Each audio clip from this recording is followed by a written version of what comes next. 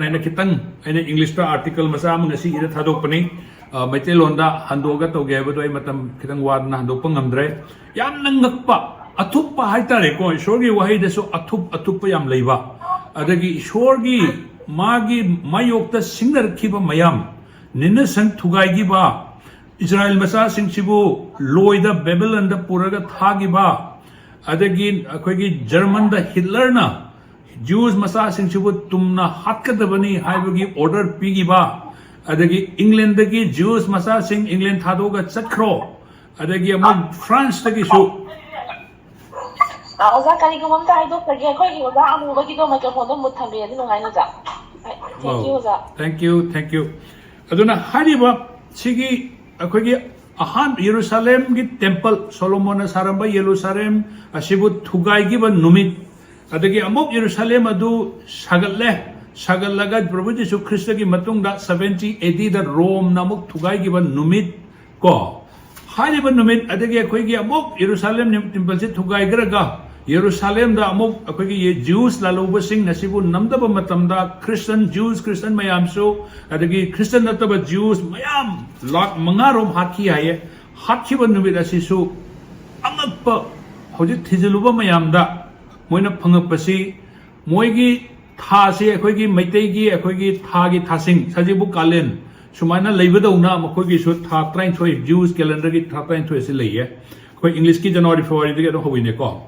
moi sina tha gi khongchat ta thibani akhoi siga manaba adu hoje akhoi na pariba calendar asidi numit ki khongchat ta thiba calendar ni aduna makhoi gi Jews ki 13 suba tha ab haye AVF ana ko अब हाइबा था सिगी मापन्नी Panba नुमित सिखक्ता अखोगी Jerusalem अनिमक थुगाइगिबा अदगी Jerusalem थुगाइग्रबा मतुंगदा मदुदा लेहोबा juice मसासिंग असि अमुक तुमना हाकिबा अदगी मतुंगदा अखोई बेबीलोनदा ज्यूसिंग असिबु लोय ओइना पुरा सखिबा नुमित अदगी कोनथंगदा अखोई हिटलरना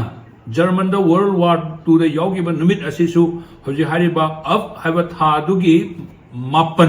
मापन्नी Panba तरानी पानबगी मयाई नोंगयाई अदुदा world war सिदा मो यावगी बने हाये अरे वर्ल्ड वार सिदा की मखासुम तारपदा वर्ल्ड वार 2 की मनुंग हॉलोकॉस्ट हाइबदी ngसागी ज्यूस मसा सिंग असिबु मखोइदा पीगिबा मखोइबु हाकिबा अहानबदा मखोइगी ममिंग हाने इखटकनी अखोइगी NRC logo Dauna अदुगी अनिसुबदा मखोइगी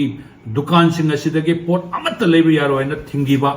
adagi konada makhoi si akhoi government gi thabok piba yaro hena muk torkhiba adagi konthangda hoki ab haiba tha sigi mapanni panba asida aina chahi sing do loi panbani calendar duda mapanni panba sida Jews masa sing asi tumna hatlasi haibagi ware basa asi su German na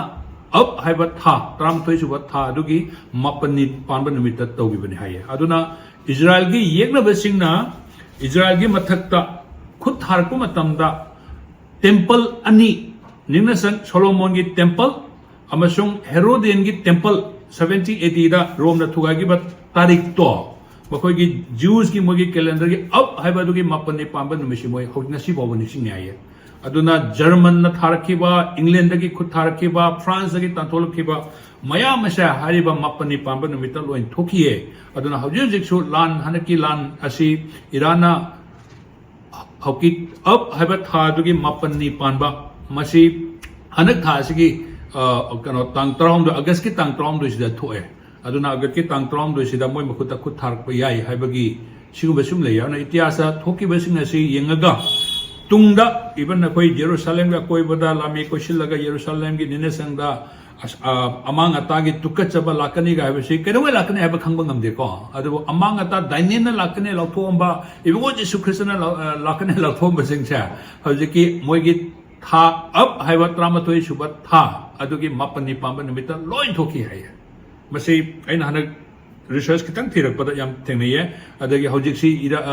Israel ga asigi Iran mogi lan sigi maramna mayam mama YouTube tasu masingang na ba church na ngang na ba tai ko aduna maram moiduna Israel gi damakta hajaba mathau tai haiduna koi sham gi chamaga kungani thoida boy padata kano da wai pareng ahumda Israel gi damakta hajau haibasa masa ina kalwari prayer tower da su haigi da hajaningi maram di ishorna Israel gi dagi horki ba thaba asi loidri अखोई church ना Israel की लोइग्रबनी सोना Israel दा तौगदबा जू सिंग दा तौगदबदु लोइग्रबनी हाइबसी मसी church की ख्वाइ चावो mistake ओइगदबनी Israel दा सोना तौगदबसी लोइद्री को ngasi aina kitang palakpadasu sila kitang ado panjarake